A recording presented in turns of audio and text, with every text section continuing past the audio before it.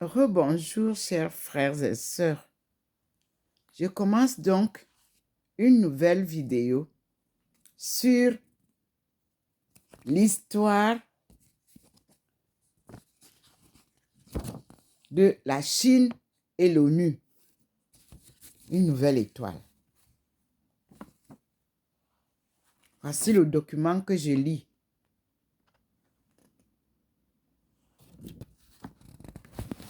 Parce que moi, je suis une élève assidue.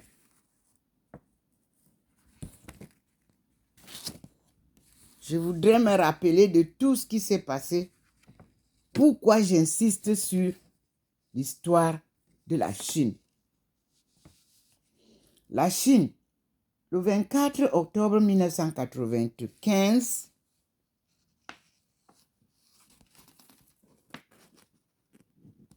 le président Jiang Zemin participa à la célébration du 50e anniversaire de la fondation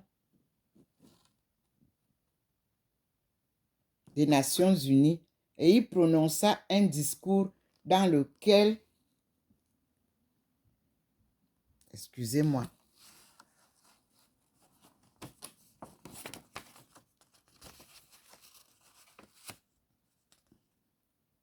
il prononça un discours dans lequel il proposa 5 principes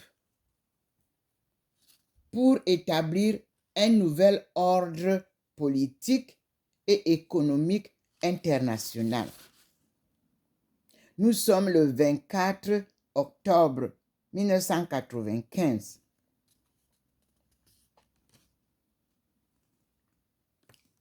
Le 28 avril 1998, le directeur général Jacques Diouf de la FAO, Organisation pour l'alimentation et l'agriculture, décernant une médaille au président Jiang Zemin pour sa contribution au développement agricole et à la promotion de l'alimentation mondiale. Les photos sont là. À l'occasion du 50e anniversaire de la fondation de l'ONU, le 21 octobre 1995, le gouvernement chinois lui offrit un cadeau très significatif. Un tripode, vase rituel en bronze. Le président Jiang Zemin et le secrétaire général des Nations Unies, Boutros Boutros-Ghali, devant la maquette de ce cadeau. J'ai la photo. Installé dans le jardin nord du siège de l'ONU, ce tripode du siècle de 2,1 mètres de haut est posé sur un socle de 0,5 mètres de haut.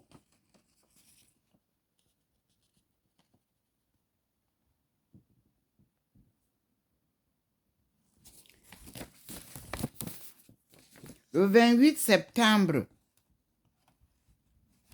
1900, on revient donc en arrière pour comprendre. Le 28 septembre 1994, Jiang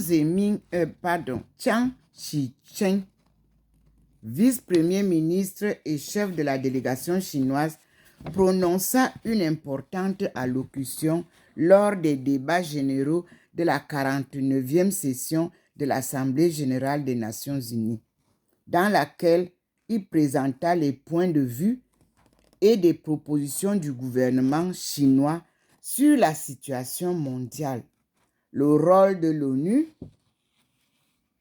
interdiction des armes nucléaires, le renforcement des coopérations économiques internationales, etc.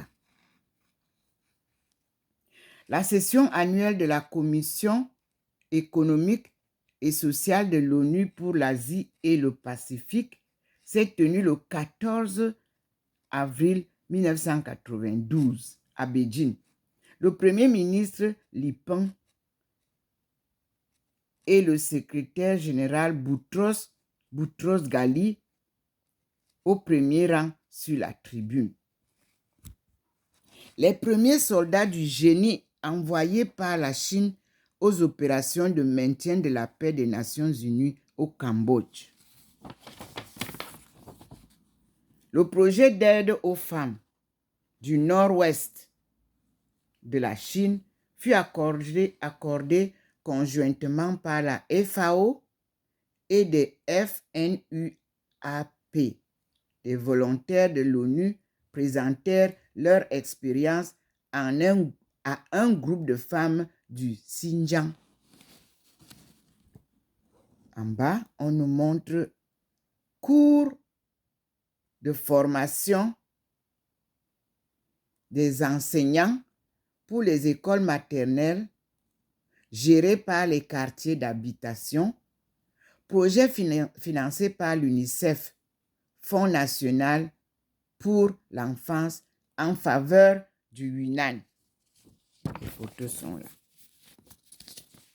Nous continuons. C'est les photos que je présente avant de lire le texte.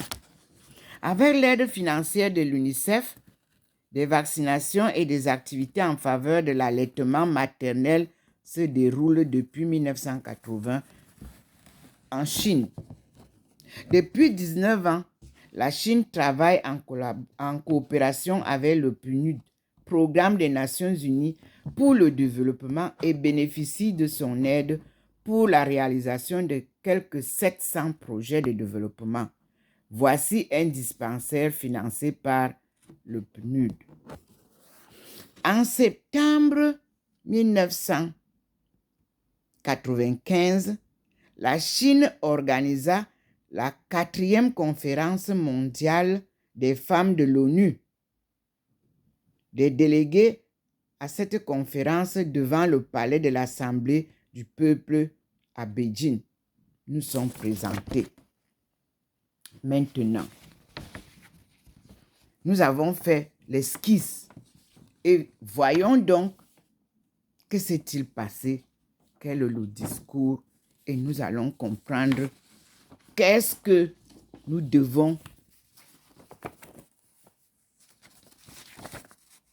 apprendre sur la Chine et l'ONU. Chérie, à l'occasion du 50e anniversaire de la fondation de l'Organisation des Nations Unies en octobre,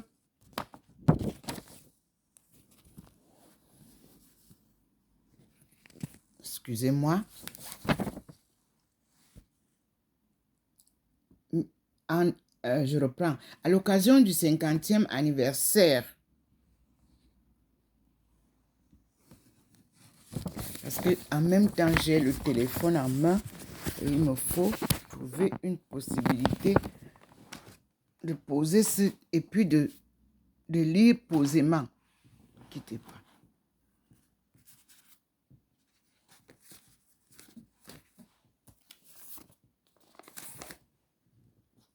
Sinon,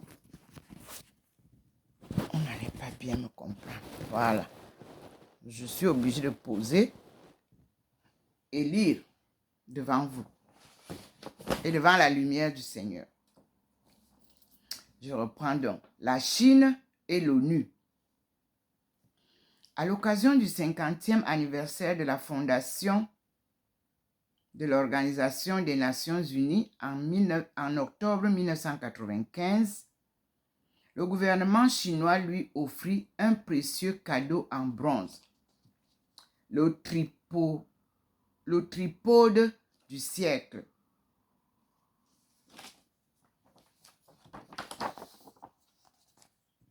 Voici le tripode du siècle.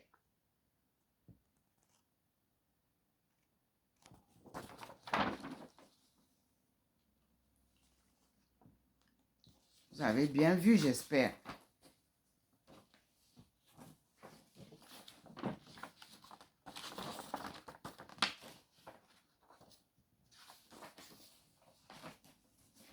Le tripode est un des plus importants objets rituels reflétant la civilisation chinoise. Il symbolise la solidarité, l'unité et le pouvoir ainsi que la paix et la prospérité. Ce cadeau très significatif exprime les meilleurs souhaits du peuple chinois à l'Organisation des Nations Unies dans la réalisation de sa haute mission au service des peuples dans le présent et l'avenir. La Chine, membre fondateur de l'ONU, eut son siège légitime usurpé pendant une longue période par les autorités de Taïwan. C'est seulement à la 26e session de l'Assemblée générale de l'ONU, tenue le 25 octobre 1971, qu'ont été rétablis tous les droits légitimes de la République populaire de Chine aux Nations unies. Depuis son rétablissement au sein de cette organisation, la Chine accorda son soutien et prit part à diverses missions entreprises selon l'esprit de la Charte des Nations Unies et veille à maintenir de bonnes relations de coopération avec cette organisation. En outre, à maintes reprises, des dirigeants chinois participèrent à diverses conférences internationales organisées par l'ONU et plusieurs dates rappellent la présence de la Chine. Le 10 avril 1974, à la 6e session extraordinaire de l'Assemblée générale de l'ONU, Deng Xiaoping, alors vice-premier ministre et chef de la délégation chinoise, avait déclaré que la Chine ne se comporterait jamais en superpuissance et qu'elle appartenait au tiers-monde. Le 31 janvier 1992, le premier ministre Li Peng assista à la première réunion au sommet du Conseil de sécurité des Nations unies. Le 24 octobre 1994,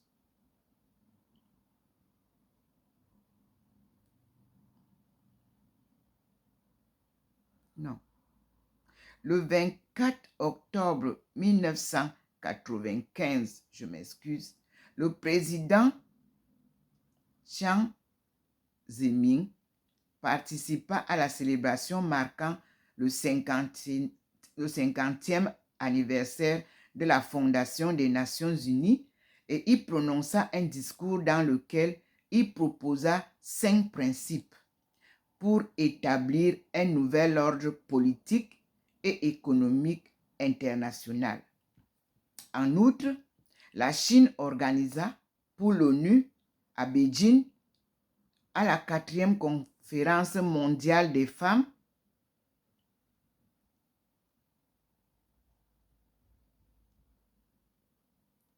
En outre, la Chine organisa pour l'ONU à Beijing la 4e conférence mondiale des femmes. Tout cela met en évidence le renforcement continuel des relations de coopération entre la Chine et l'ONU. La Chine respecte les objectifs et les principes de la Charte des Nations unies.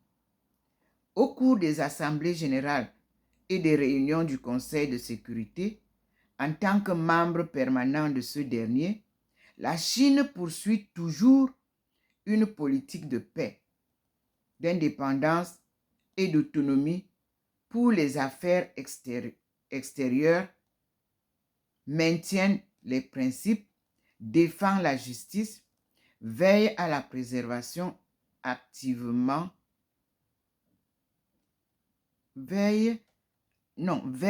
préserver activement les intérêts des pays en voie de développement et joue un rôle actif dans la recherche des solutions justes et équitables pour régler d'importants conflits internationaux ou régionaux. En particulier, sur les questions de la guerre entre l'Irak et l'Iran. Dans la crise du Golfe, le conflit entre la Libye et l'Occident, la guerre civile de Bosnie-Herzégovine, etc. La Chine est toujours partisane de régler les conflits politiques et les différends par voie pacifique et s'oppose à l'utilisation des moyens coercifs d'intervention militaire et ceux de sanctions économiques. La position de la Chine est appréciée par bien des pays.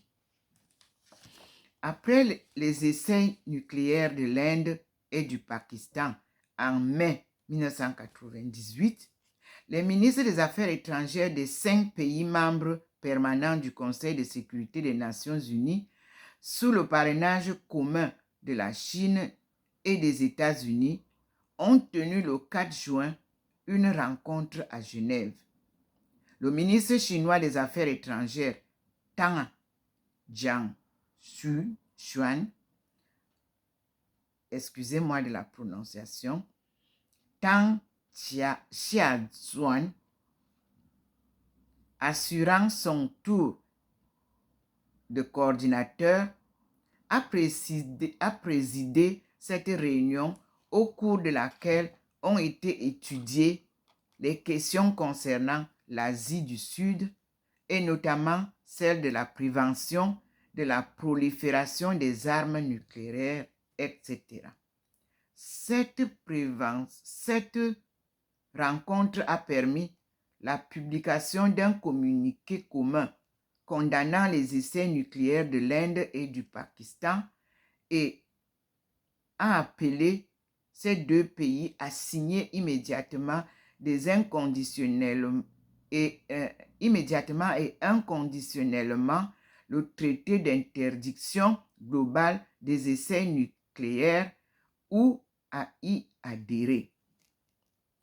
Limitrophe avec ces deux pays, la Chine espère sincèrement que leurs conflits aboutiront le plus tôt possible à la paix et à la stabilité, et pour ce, elle est disposée à jouer un rôle actif, équitable et constructif.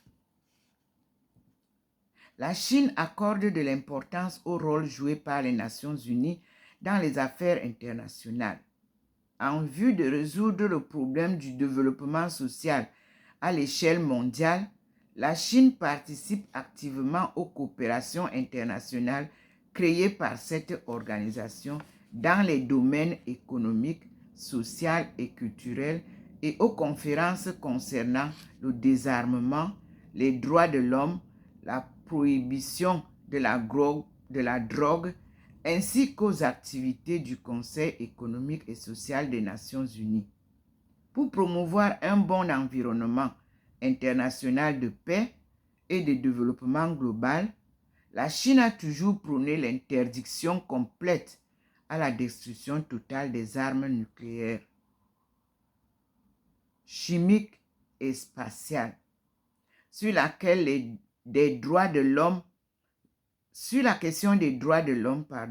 la Chine préconise un dialogue et une coopération fondée sur l'égalité et le respect mutuel entre les pays. Dans les activités des Nations Unies pour la protection de l'environnement, la promotion des femmes et les droits des enfants, la prévention du crime, etc., la Chine travaille de concert avec cette organisation. En 1981, la Chine exprima explicitement son soutien de principe aux actes pour le maintien de la paix dans l'esprit de la Charte des Nations Unies et devint en 1988 membre du comité spécial de l'ONU pour les opérations de maintien de la paix. Depuis 1989, année où la Chine envoya pour la première fois 1 millier de personnes à l'étranger pour ces opérations, des soldats du génie, les observateurs militaires et du personnel civil chinois qui ont travaillé au maintien de la paix en Namibie, au Cambodge, etc. Après la période de la guerre froide, l'ONU joue un rôle de plus en plus important dans les affaires internationales. Bien que le rétablissement de la Chine au sein de cette organisation ne date que d'une vingtaine d'années, force est de constater qu'au fur et à mesure de l'élargissement de sa politique de réforme et d'ouverture sur l'extérieur et de son développement économique, les relations entre la Chine et les Nations unies deviennent plus étroites et le rôle de la Chine plus déterminant dans cette organisation. Nous allons donc voir comment le 10 avril 1974, Deng Xiaoping exposa son concept sur l'existence des trois mondes à la 6e session extraordinaire de l'Assemblée générale de l'ONU. Des membres de la délégation chinoise reçus à la 26e session annuelle de l'Assemblée générale de l'ONU en 1971, s'entretenant avec des représentants des ONU, des autres pays, est une photo qui nous est présentée.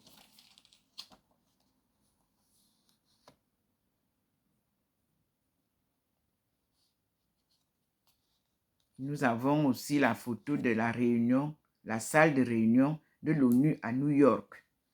Et le 31 janvier 1992, nous avons aussi des photos. Le premier ministre Li Peng assista à la première réunion au sommet du Conseil de sécurité des Nations. Ce sont des photos qui accompagnent l'article. Et nous avons le 25 octobre 1971, lors de la 26e session annuelle de l'Assemblée générale de l'ONU, fut adoptée par une majorité écrasante la résolution de rétablir tous les droits légitimes de la République de Chine à l'ONU. Cette décision suscita un tonnerre d'applaudissements. Mes frères et sœurs, nous avons donc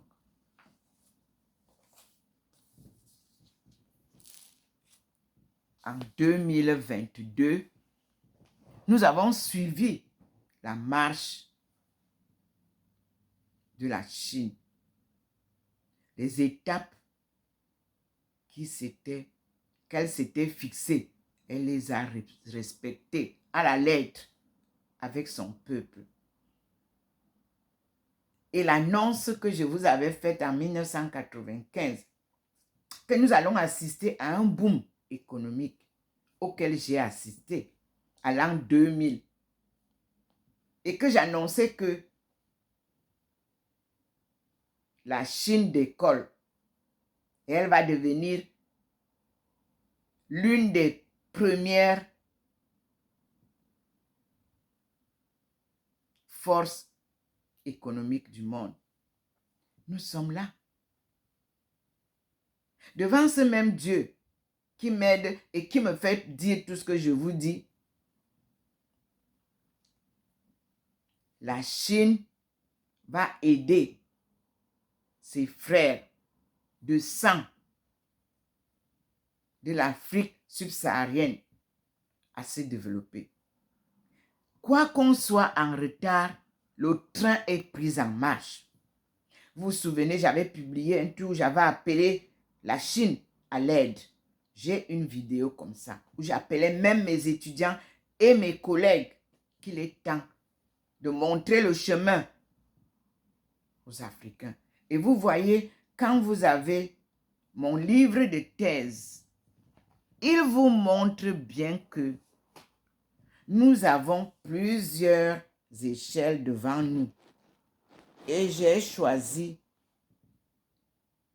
l'échelle de la Chine sur mon livre Future Africa Take-Off. Quittez pas parce qu'il faut toujours vous montrer tout ce que je dis.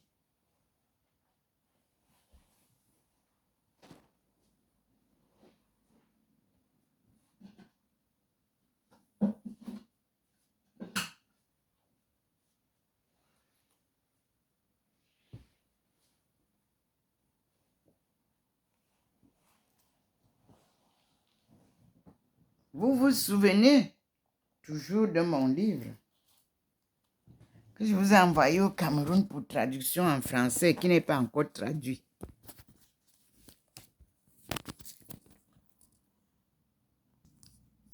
Ça, vous-même vous lisez bien. Future Africa Sub-Saharan Take-Off in light of practice in Chinese economic development, a divine mission. Il faut reconnaître l'œuvre de Dieu dans tout ce que vous faites. Et je suis bien là en bas, vous voyez. Mon nom est là. Docteur Domo Melingi Thérèse Aïcha. Et l'introduction vous a été faite derrière. Et vous avez en bas la famille universelle du tsunami. Ce livre a été publié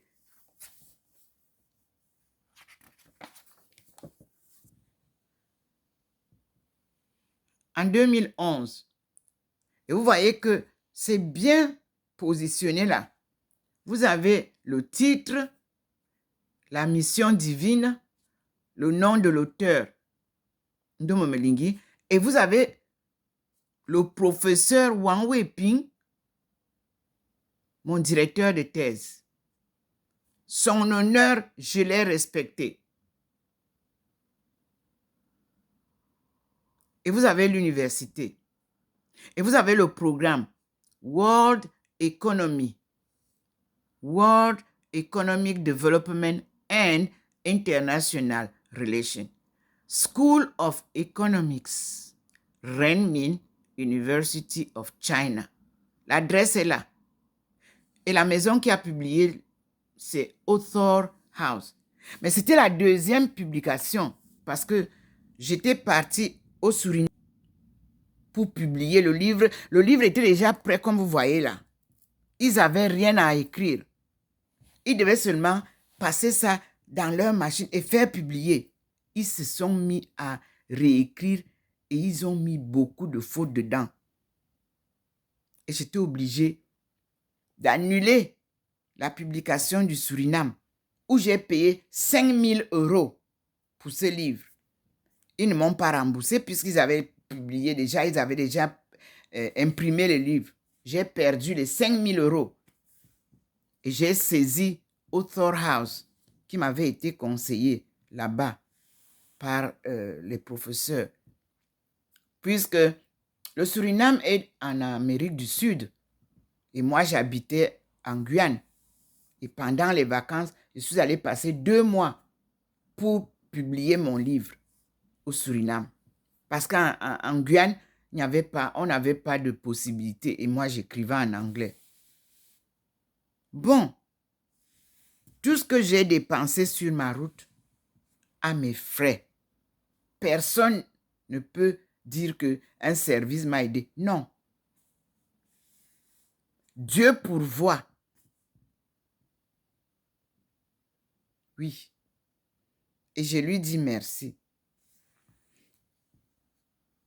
Je lui dis merci.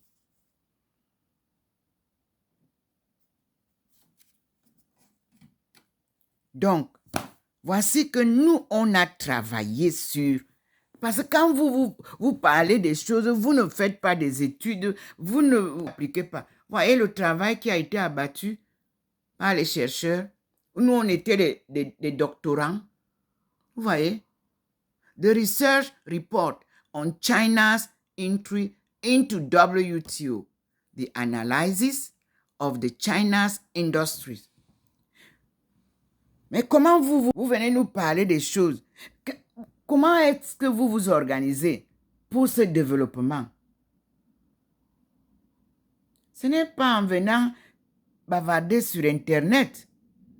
Il faut que les étudiants, les professeurs, la société civile s'organisent pour qu'on trouve les solutions pour un démarrage effectif. Voilà comment nous, on a travaillé en Chine. Moi, je ne viens pas vous raconter les histoires à dormir debout, alors que vous avez tout. Vous avez tout là-bas. Vous voyez, vous avez là. Vous avez ce livre que vous ne faites pas ça.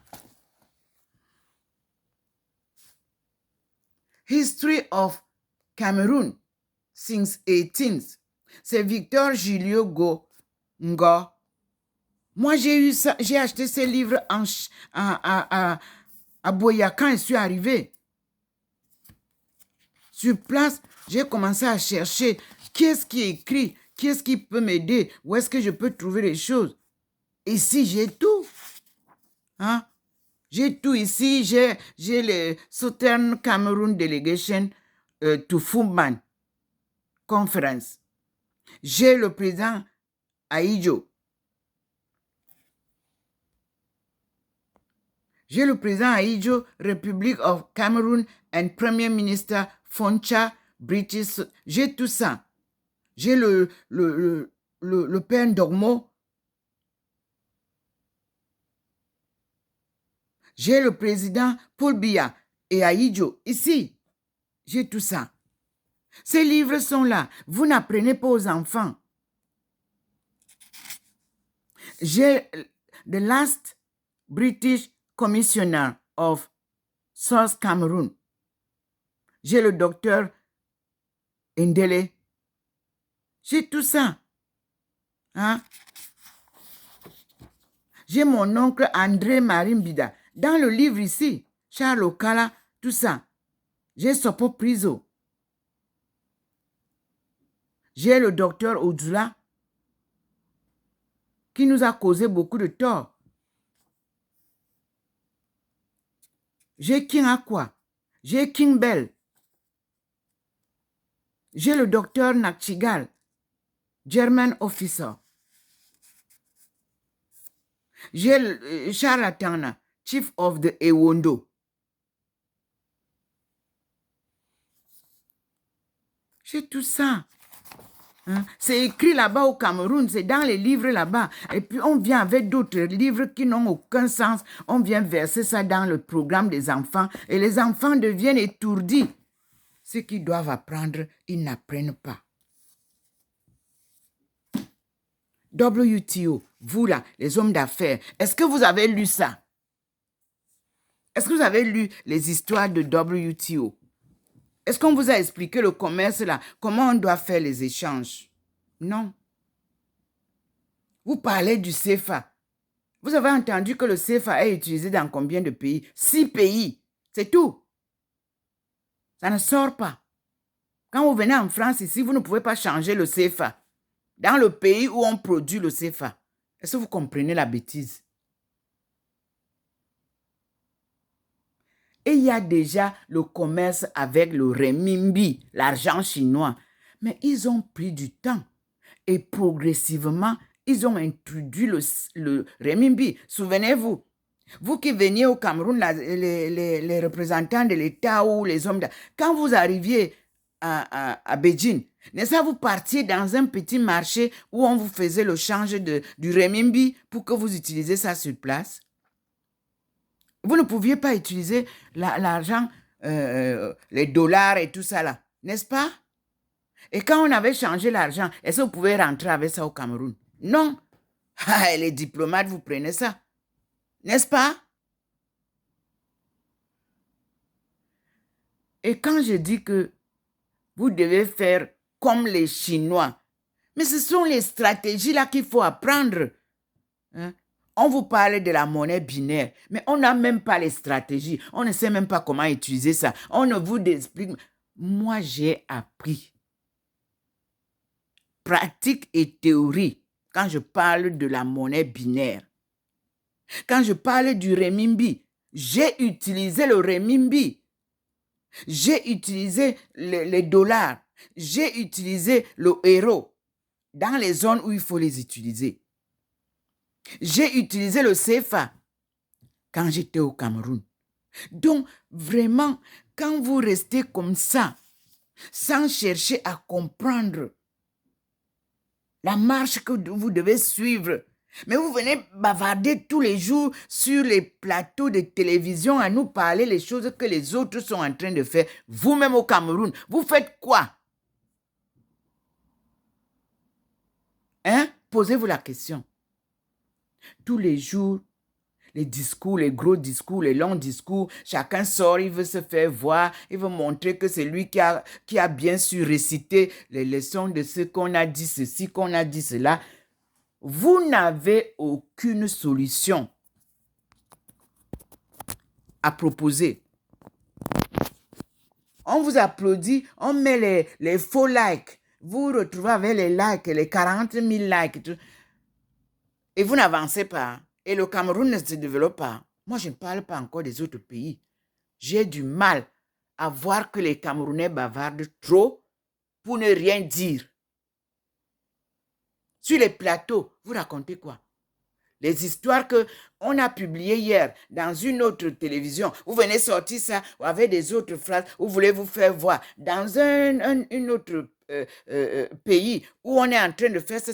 Vous venez sortir pour nous parler de votre français que vous maîtrisez très bien. Mes frères et sœurs, nous sommes en retard. Nous avons besoin des solutions qui sont à votre portée et que vous refusez de publier. Vous ne me faites pas honneur à publier ça. C'est déjà connu. Vous ne voyez pas comment on avance. Ce que j'ai apporté, c'était pour vous aider. Je n'avance pas n'importe comment. Observez vous-même. Observez les choses que je vous publie. Je ne cherche pas les vues. 1000 vues, quand vous n'avez rien réalisé ou résolu, ça ne sert à rien. Vous arrêtez. Vous cessez de bavarder. C'est comme ça qu'on nous a appris. Vous bavardez, vous bavardez, vous bavardez, vous bavardez. Et quand on regarde de quoi vous parlez, mais c'est des news que les autres ont publiées. Où sont les news du Cameroun? Les news du Cameroun n'ont aucun sens. Vous qui nous embêtez là, quand l'État veut parler, vous bloquez ça, vous apportez des choses pour brouiller les cartes. Alors que les télévisions que vous avez là, si l'État ne vous donne pas le droit de les diffuser, vous ne pouvez pas. Donc, la première mission que les télévisions d'un pays ont, c'est les news du pays qu'il faut promouvoir pour l'extérieur. Et l'intérieur. Me voici devant le Seigneur. Moi, je vous fais la promotion. Le Seigneur me donne. Sa présence, vous l'avez là. Il n'a pas bougé. Tout ce que je vous dis, il est là. Ce que je viens de vous publier là. Quand vous allez apprendre que je suis parti aux États-Unis, c'est pour aller finir mes travaux. En apportant des découvertes qui ont déjà été validées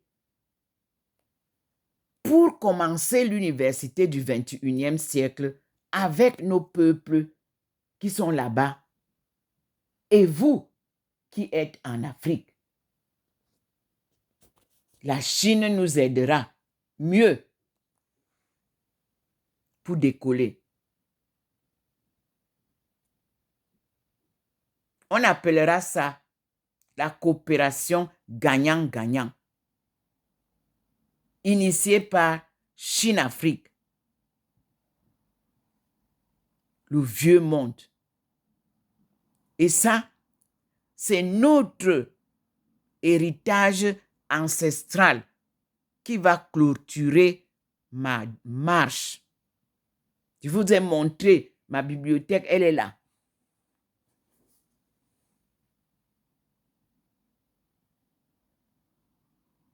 Un livre là, parmi tous les gros livres là, le moins cher, c'est 35 €. Un seul livre.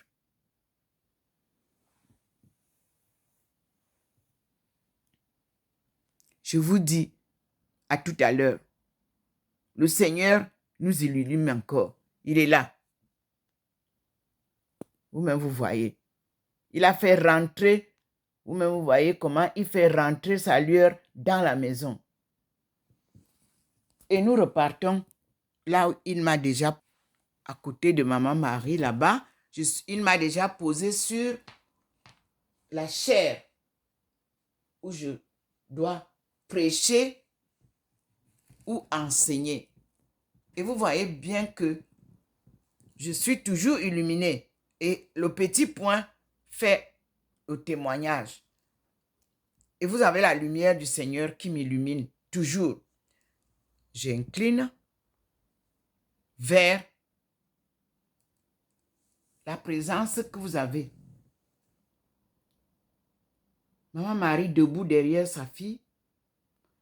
Indou Melingi posé sur la chaire, comme à l'université, comme pour prêcher dans les églises.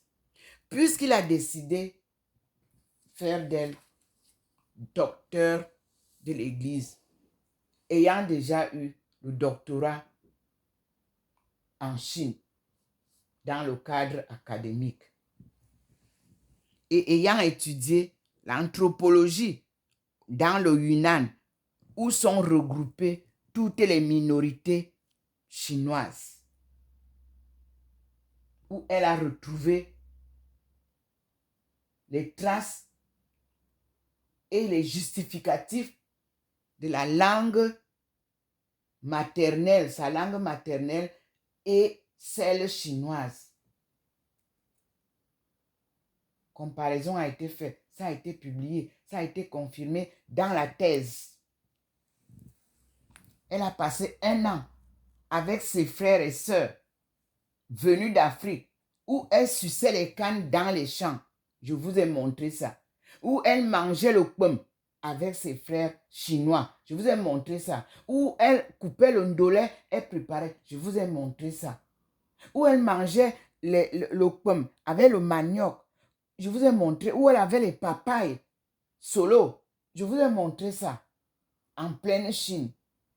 Où elle tournait le couscous que peine que base en Chine. Je vous ai montré ça.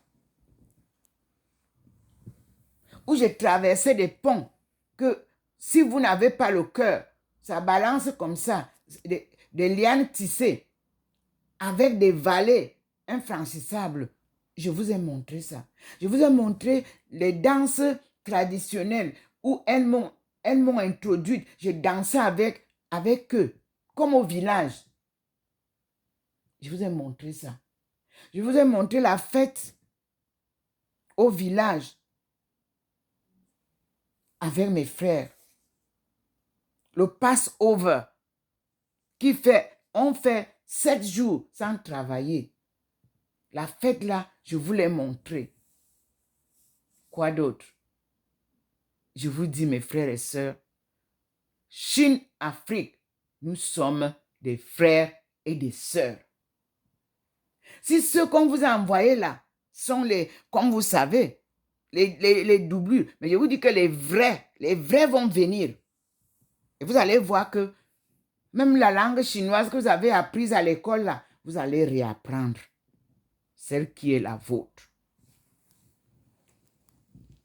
Merci Seigneur. Voilà ça. Le Seigneur a déjà posé dans la cuisine le portrait.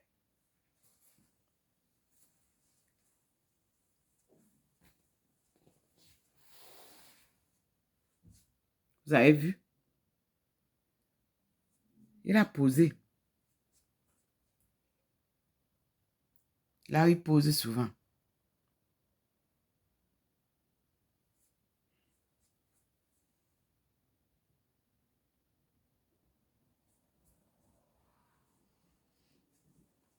Il a posé là.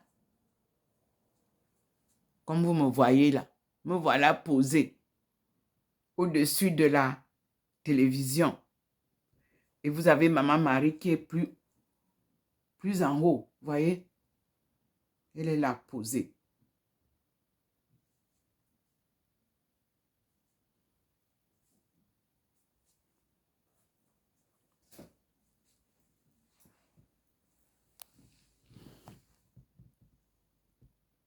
Voilà ça. Et nous disons merci à Dieu. Nous disons merci au Seigneur. Voilà sa lumière. Elle est là. Elle nous illumine. Elle nous éclaire. Elle nous sort des ténèbres du mal. Et nous disons merci à Dieu. Louez Dieu. Glorifiez-le. Chantez-lui des cantiques nouveaux. Il vient nous sortir des ténèbres du mal et des guerres pour nous donner la joie de connaître Dieu et ses œuvres. Regardez vous-même comment il vous montre ça avec les rayons de l'arc-en-ciel. Merci Seigneur. À tout à l'heure. Je suis docteur Ndomo Melingi Thérèse. Je vous aime tous, frères et sœurs, et nous continuons à vivre les merveilles de Dieu chez moi.